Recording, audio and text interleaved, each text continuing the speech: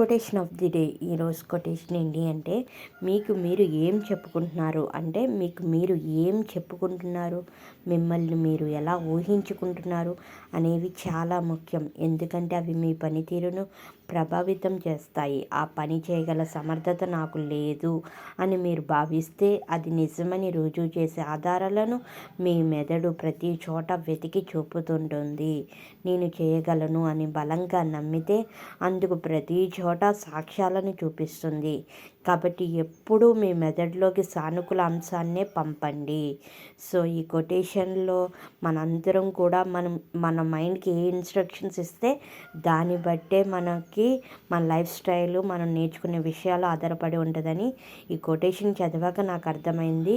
So మీ అందరికి కూడా use అవుతుంది, మీరు అందరూ కూడా తెలుసుకోవాలి అని చెప్పి షేర్ చేస్తున్నాను. Thank you everyone.